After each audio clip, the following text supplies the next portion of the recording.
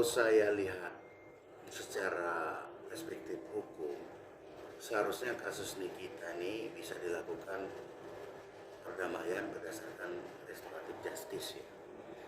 Tapi kan syarat restoratif justice itu adanya kesadaran hukum dulu bahwa perbuatan dia ini sudah masuk dalam unsur pidana.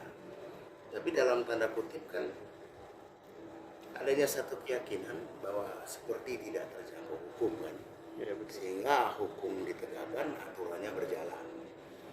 Nah, restoratif justice ini harus diberlakukan sebenarnya pada saat dia ini masih tahap saksi ya, karena restoratif justice itu tidak bisa diterapkan untuk ancaman di atas 12 tahun. Nah, unsur restoratif justice ini kan adalah satu penyelesaian permasalahan hukum, lebih mengedepankan perdamaian bukan kepada penjara. Nah, restoratif justice ini harus banyak melibatkan seperti pelaku, korban, orang tua korban, dan lebih ditingkatkan lagi sampai ke tokoh agama dan tokoh masyarakat. Nah, syaratnya juga adanya keinginan juga baik pelapor maupun terlapor untuk perdamaian secara restoratif justice. Ada ketentuan restoratif justice ini yang tidak bisa dilakukan apabila adanya penolakan dari masyarakat, penolakan dari publik. Nah, saya lihat waktu dia sudah tersangka seperti ada keyakinan dan kesadaran ya.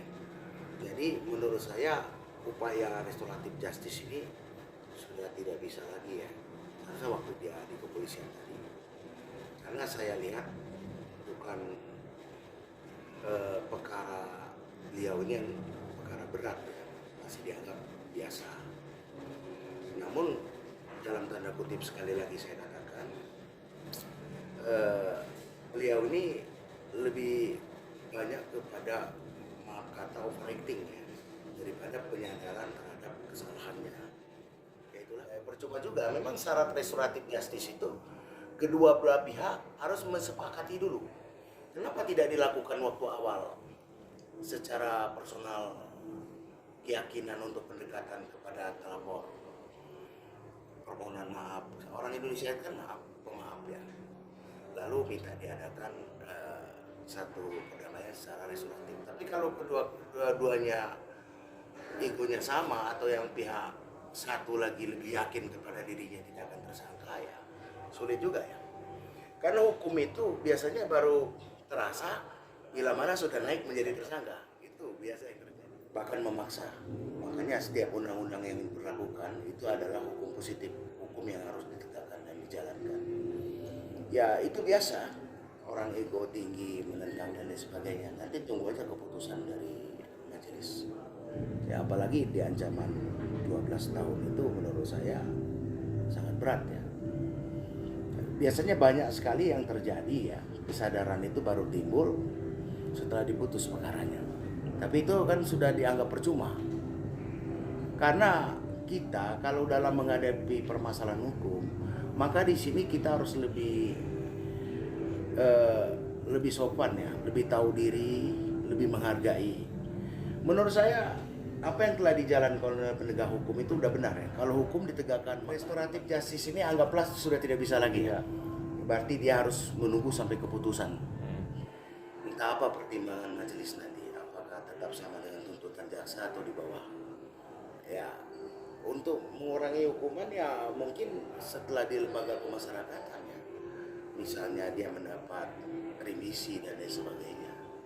Jadi intinya kita tunggu keputusan. Ya memang dalam tahap ini katakanlah terlapor ini masih punya hak untuk banding sampai kasasi. Jadi mungkin ada peluang dia dibanding atau ada peluang dia dikasasi. Tapi ya pertimbangan segala sesuatu hal itu kan orang lihat ya, apalagi ini public figure. Tentu masyarakat maupun yang lain sebagainya akan menilai perilaku seseorang. Nah seperti yang dikatakan tadi, apakah penangguhan penahanan itu bisa dikabulkan dan ditolak, dan kenapa yang ini ditolak ya?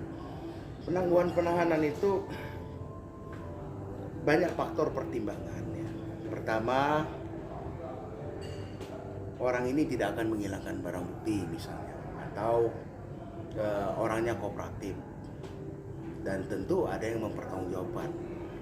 Tidak kooperatif aja, aku pikir ini menjadi satu pertimbangan penangguhan penahanan itu akan ditolak. Seperti saya katakan tadi ya, hukum harus ditegakkan supaya aturan itu berjalan.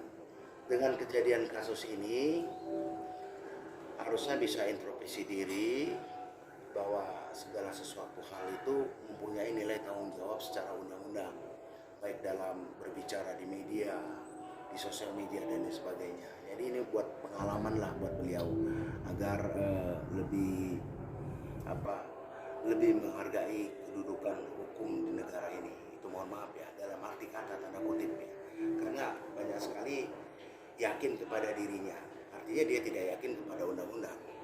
Karena saat ini backing itu tidak perlu lagi menurut saya. Tidak ada gunanya backing itu sekarang. Yang diperlukan sekarang kebenaran penegakan undang-undang. Itulah kurang lebih.